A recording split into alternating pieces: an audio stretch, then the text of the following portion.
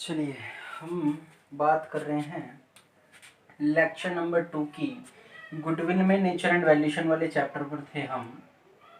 इसमें बेसिकली हमने मीनिंग देखा था, डेफिनेशन देखी थी और हमने कुछ फीचर्स देखे हैं अभी तक, और हमने लास्ट टाइम में नीड कवर करा था, मतलब ये कि कब कब ज़रूरत पड़ती है हमें, और क्लासिफिकेशन कह लो या आप इसे कैटेगरीज कह लो। ठीक है, तो ये मैंने कवर करा था गाइस लेक्चर नंबर 1 में। आज ये हमारा लेक्चर नंबर 2 है जिसमें हम कवर करेंगे factors affecting the value of goodwill. का मतलब है कि कौन कौन से फैक्टर्स ऐसे हैं जो डायरेक्टली या इनडायरेक्टली हमारी गुडविल को अफेक्ट करते हों। यानी देखो, गुडविल जो है वो हमारी निकाली जाती है, बेसिकली इसे ऐसे करते हैं, ये कैलकुलेट करी जाती है बेसिकली हमारी प्रॉफिट के बेस पर। प्रॉफिट ऑफ द फर्म जो होगा उसके बेसिस पर हमारी गुडविल कैलकुलेट करी जाती है। तो हम ये कह सकते हैं कि जिन फैक्टर से हमारे प्रॉफिट पर प्रभाव पड़ता है, अफेक्ट होती हैं ये चीज़ें, तो वो प्रॉफिट का अफेक्ट किस पर, गुडविल पर भी बढ़ेगा। सीधी सी बात है ना, प्रॉफिट का जो अफेक्ट होगा वो गुडविल को भी अफेक्ट करेगा। कोई ऐसा फैक्टर जिसकी वजह से हमारे प्रॉफिट को अप एंड डाउन हो रहा हो, प्रॉफिट में इंक्रीमेंट या डिक्रीमेंट हो रहा हो, डिक्रीज हो रहा हो, वो कहीं ना कहीं हमारी गुडविल को भी अफेक्ट फिर करेगा। इसीलिए देखते हैं कौन कौन से ऐसे खास पॉइंट हैं जिनका हम ओवरव्यू कर सकते हैं। देखो, सबसे पहला पॉइंट इसमें आ रहा है एफिशिएंट मैनेजमेंट का। एफिशिएंट मैनेजमेंट का मतलब क्या होता है? एफिशिएंट मैनेजमेंट जहाँ पर बहुत अच्छे से चीज़ें मैनेज हो पा रही हों, गुड मैनेजमेंट हो। ठीक है, मैं जरा बुक की लैंग्वेज ले लेता हूँ, उससे आपको समझाएंगे। If the management is experienced, capable and competent, अगर कोई मैनेजमेंट एक्सपीरियंस्ड है, कैपेबल है, कॉम्पिटेंट है, the firm will earn higher profit as compared to other firms. सीधी सी बात है, अगर मेरे बिजनेस में मेरी जो मैनेजमेंट है वो बहुत अच्छी है तो मैं अदर फर्म्स के मुकाबले ज़्यादा अर्न करूँगा। अब मैं ज़्यादा अर्न करूँगा तो it will thus increase the value of goodwill. तो ये इस वजह से किसको भी बढ़ाएगी, मेरी गुडविल को भी बढ़ाएगी। ठीक है, दूसरी इसमें जो सिचुएशन है वो है फेवरेबल लोकेशन का। दूसरा फैक्टर क्या है मेरा? Favourable location. फेवरेबल लोकेशन का क्या मतलब होता है? सीधी सी बात भाई, if the business is located at a favourable place, favorable place resulting in increased customer walk in and therefore increased sale, the value of goodwill will be higher।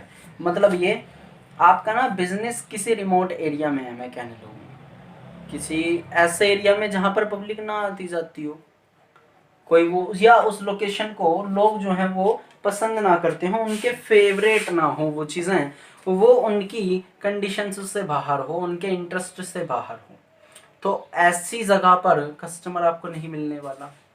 सीधी सी बात है।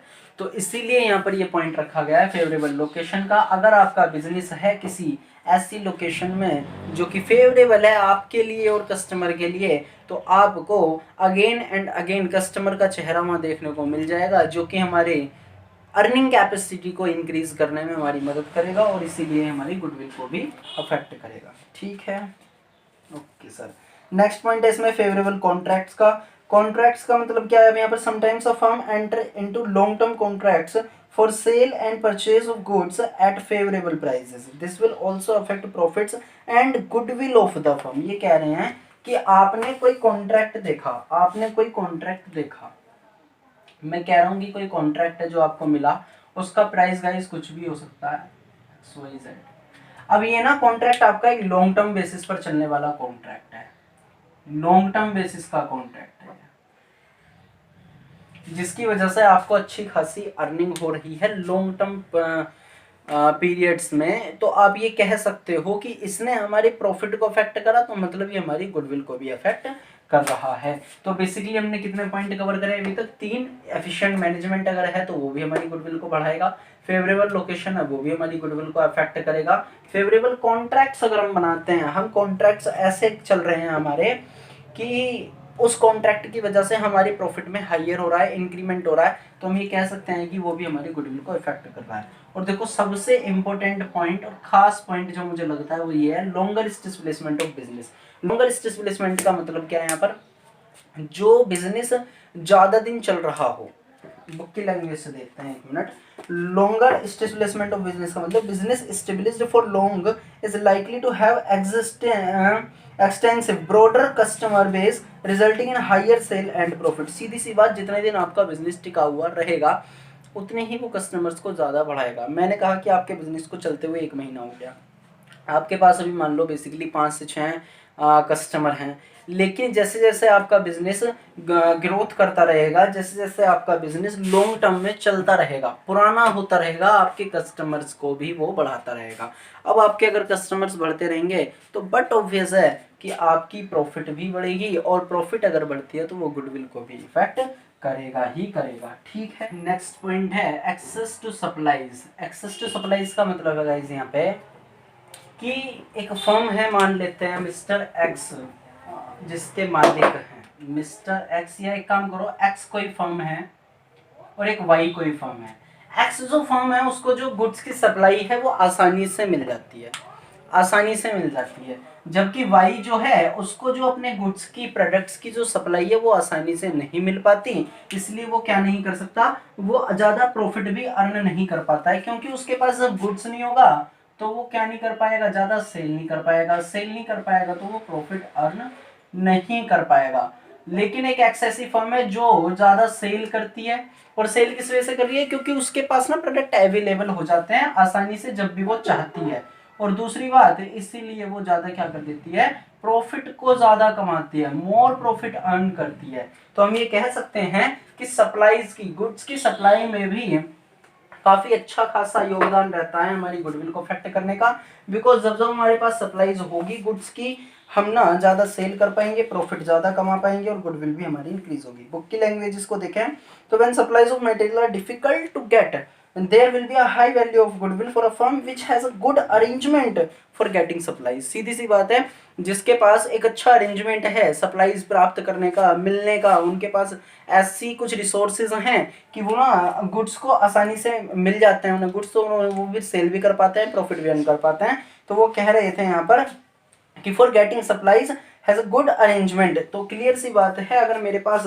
प्रोडक्ट की अवेलेबिलिटी है, मेरे पास कस्टमर आया, मैंने उसे तुरंत सामान दे दिया, मैंने उसे डिले नहीं करा, नहीं कहा उससे उसका कोई ऑर्डर है, मैंने टाइम पर उसका ऑर्डर पूरा करा, तो सीधी सी बात है मेरी वो गुडविल को इंक्रीज करता है। और सबसे मेन चीज़ देखो वो तो लिखी हुई आ ही रही है, क्वालिटी। इसे मुझे बताने की आपको जरूरत भी नहीं है, वैसे क्वालिटी को आपको पता ही होना चाहिए। If a firm enjoys good reputation for the quality of its product, there will be a ready sale and the value of its goodwill therefore will be high. सीधी सी बात है, अगर हम अपने गुडविल की जो क्वालिटी है उसे मेंटेन करके चलते हैं तो हमारी वो प्रॉफिट को भी बढ़ाती है, और सीधी सी बात वो हमारी गुडविल को भी इफेक्ट करती है।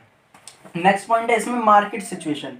मार्केट सिचुएशन का क्या मतलब है, मार्केट सिचुएशन का क्या मतलब है, if a firm is in a business where in demand for the products deal in a higher than the supply, it will lead to lower capital requirement and higher profit, it will thus increase the value of its goodwill. वो कह रहे हैं यहाँ पर demand and supply वाला concept है। देखो सीधी सी बात, सप्लाई से ज्यादा ना डिमांड हो रही है हमारे प्रोडक्ट की, हमारे प्रोडक्ट की डिमांड अच्छी खासी है, मार्केट की सिचुएशन क्या चल रही है कि डिमांड अच्छी खासी है हमारे प्रोडक्ट की, तो हम ये कह सकते हैं कि हम ज़्यादा प्रॉफिट कमाएंगे, है ना, हम ज़्यादा प्रॉफिट कमाएंगे। हम ये कह सकते हैं अगर हमारी डिमांड अच्छी खासी है हमारे प्रोडक्ट की, डिमांड ऑफ आर प्रोडक्ट, ऐसे लिख देते हैं डिमांड ऑफ आर प्रोडक्ट।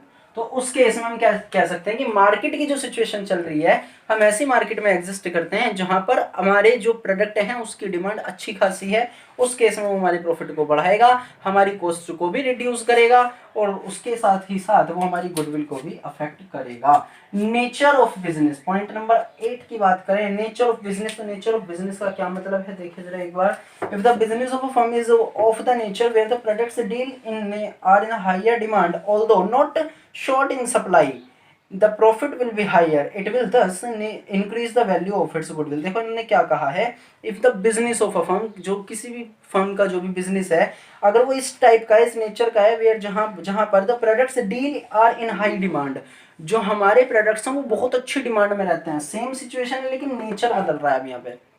हो सकता है सीजनल जैसे वर्क होता है आपका, तो सीजन के हिसाब से हमारा जो नेचर है वो बिजनेस का बिल्कुल ठीक बैठ रहा है, लेकिन सीजन हमारा गायब तो फिर हमारी डिमांड भी नहीं रहेगी हमारे प्रोडक्ट की, हमारा नेचर क्योंकि ऐसा है।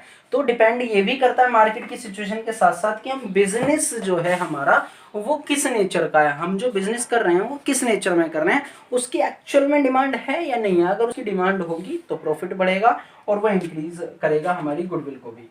Next and most important point, past performance. Past performance का मतलब ये कि आपने आज तक क्या अनुभव करा है, क्या एक्सपीरियंस लिया है, उसके बेसिस पर आप फ्यूचर को कैसे एक्सपेक्ट करते हैं। ठीक है, the firm showing higher profits year after year will have better value for goodwill as compared to the firms earning lesser profit or increasing loss with a similar amount of capital employed। इन्होंने technical language में बहुत कुछ यहाँ पर कह दिया। वो ये कह रहे हैं कि अगर फर्म रेगुलर बेसिस पर हायर प्रॉफिट्स करे जा रही है, अच्छा प्रॉफिट अगर करे जा रही है, लेकिन वो किस वजह से करेगी अपना अच्छा प्रॉफिट, एक्सपीरियंस की वजह से, लॉट्स ऑफ हार्ड वर्क की वजह से, अपने गुड बिहेवियर की वजह से, तो उस कंडीशन में उसका प्रॉफिट जो है वो मेंटेन होकर के चल रहा है।